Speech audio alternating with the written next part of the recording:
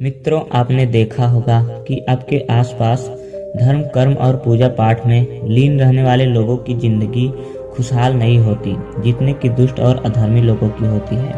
और ये सब देखकर आपके मन में कभी न कभी ये सवाल जरूर उठा होगा कि आखिर अच्छे लोगों के साथ बुरा क्यों होता है। परंतु आज के अधिकतर जनमानस इस रहस्य को नहीं जानते, जिसका सबसे बड़ा कारण है कि वे धर्म ग्रंथों को सही से पढ़ते नहीं या फिर उनमें लिखी बातों पर विश्वास नहीं करते।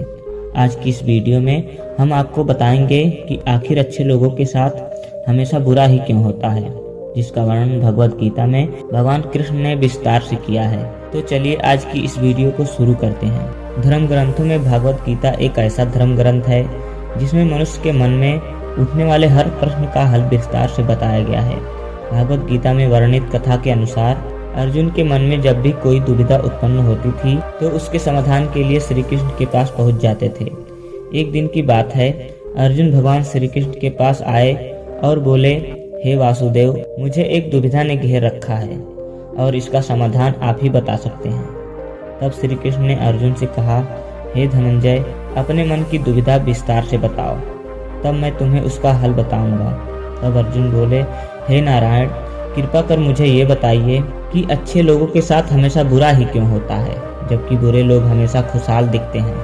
अर्जुन के मुख से ऐसी बातें सुनकर श्री कृष्ण मुस्कुराते हुए बोले, हे पार्थ, मनुष्य जैसा देखता है या फिर महसूस करता है, वास्तव में वैसा कुछ नहीं होता, बल्कि अज्ञानतावश सच्चाई को समझ नहीं पाता।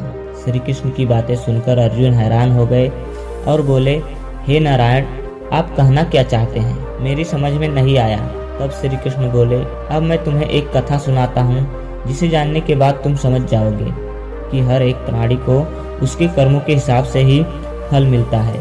अर्थात जो बुरा कर्म करता है उसे बुरा फल मिलता है और जो अच्छा कर्म करता है उसे अच्छा फल मिलता है, क्योंकि अच्छे कर्म और बुरे कर्म तो मनुष्य पर निर्भर करता है। प्रकृति प्रति एक को अपनी राह चुनने का मौका देती है। अब इसका फैसला करना कि वो किस राह पर चलना चाहता है, ये व्यक्ति विशेष पर निर्भर करता है। फिर कथा सुनाते हुए श्री कृष्ण बोले, बहुत समय पहले की बात है, एक नगर में दो पुरुष रहा करते थे। उनमें से एक पुरुष व्यापारी था जिसके लिए उसके जीवन में धर्म और नीति की बहुत महत्ता थी, जो पूजा पाठ और भगवान की भक्ति में बहुत विश्वास रखता था।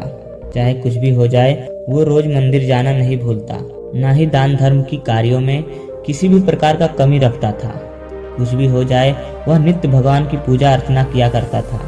वहीं दूसरी ओर उसी नगर का दूसरा पुरुष पहले से बिल्कुल ही विपरीत था। वो प्रतिदिन मंदिर तो जाया करता था, परंतु पूजा पाठ के उद्देश्य से नहीं, बल्कि मंदिर के बाहर से चप्पल और धन चुराने। उसे दान धर्म, न्याय नीति किसी से कुछ लेना देना नहीं था, बस इतना ही कि वह मंदिर जाकर चोरी किया करता था। इसी तरह समय बीतता गया और एक दिन उस नगर में जोर की बारिश हो रही थी, जिसकी वजह से उस दिन उस नगर की मंदिर में पंडित के अलावा कोई नहीं था। ये बात जब दूसरे पुरुष को पता चली तो उसके मन में ख्याल आया कि यही सही मौका है मंदिर के धन को चुराने का, और वो बारिश में ही मंदिर पहुंच गया। मंदिर में पहुंचकर उस बुरे व्यक्ति ने पंडित से नजर बचाते हुए मंदिर में मौजूद सारे धन और जवाहरात चुरा लिए और बड़ी प्रसन्नता से वहां से निकल गया। उसी समय धर्म कर्म में विश्वास करने वाला व्यापारी भी मंदिर पहुंचा और भगवान के दर्शन किए, परंतु दुर्भाग्य से मंदिर का पुजारी उस भले आदमी को ही चोर समझ बैठा और शोर मचाने लगा। शोर सुनकर मंदिर में लोगों की भीड़ जमा हो गई और सभी लोग उस भले व्यापारी को ही चोर समझ बैठे और उसे अपमानित करने लगे। यह देखकर वो भला व्यक्ति हैरान हो गया और उसे समझ नहीं आ रहा था कि उसके साथ क्या हो रहा है। फिर वह किसी तरह लोगों से बचता हुआ उस मंदिर से निकल गया, लेकिन दुर्भाग्य ने उसका साथ वहां भी नहीं छोड़ा। मंदिर से बाहर निकलते ही वह एक गाड़ी से टकरा गया और घायल हो गया। फिर वह व्यापारी लंगड़ाते हुए घर को जाने लगा।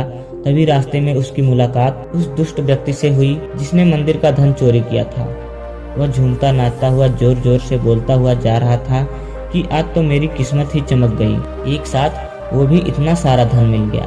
जब व्यापारी ने उस दुष्ट आदमी की ये बातें सुनी तो उसे बहुत हैरानी हुई और क्रोधित होकर घर जाते ही उसने भगवान की सारी फोटो निकालकर फेंक दी और भगवान से नाराज होते हुए अपना जीवन व्यतीत करने लगा। कुछ समय पश्चात दोनों ही व्यक्तियों की मृत्यु हो गई और दोनों यमराज की सभा में पहुंचे।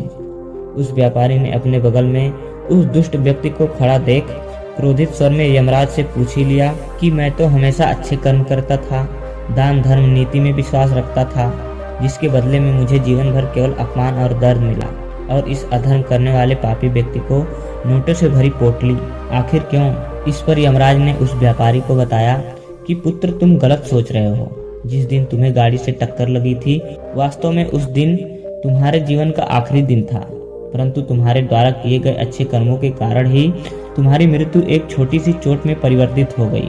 और इस दुष्ट व्यक्ति के बारे में जानना चाहते हो तो पुत्र, दरअसल इसके भाग्य में राजयोग था, जो कि इसके दुष्कर्म और अधर्म के कारण एक छोटे से धन की पोटली में परिवर्तित हो गया। श्री कृष्ण अर्जुन को ये कथा सुनाने के बाद कहते हैं, क्या तुम्हें अब तुम्हारे प्रश्नों का उत्तर मिल गया? ऐसा सोचना कि भगवान लोगों के अच्छे कर्मों को नजरअंदाज कर रहे हैं, ये बिल्कुल भी सत्य नहीं है। भगवान हमें क्या किस रूप में दे रहा है, ये मनुष्य की समझ में नहीं आता। लेकिन अगर आप अच्छे कर्म करते हैं तो भगवान की कृपा सदैव आप पर बनी रहती है। तो मित्रों, इस कहानी से ये पता लगता है कि आपको कभी भी अपने कर्मों को बदलना नहीं चाहिए, क्योंकि आपके कर्मों का फल आपको इसी जीवन में मिलता है, बस आपको इसका पता नहीं चलता। इसलिए मनुष्य को चाहिए कि वे हमेशा अपने जीवन में अच्छे कर्म करते रहें, क्योंकि श्री कृष्ण ने गीता में भी बताया है, किसी के द्वारा किया गया कर्म बेकार नहीं जाता, भले ही कर्म अच्छा हो या फिर बुरा। दोस्तों, वीडियो कैसी लगी कमेंट में जरूर बताइएगा, और वीडियो को लाइक करके हमारे चैनल को सब्सक्राइब कर लीजिए, ताकि इसी तरह नई नई वीडियो आपको मिलती रहे। वीडियो पूरा देखने के लिए आपका बहुत बहुत धन्यवाद।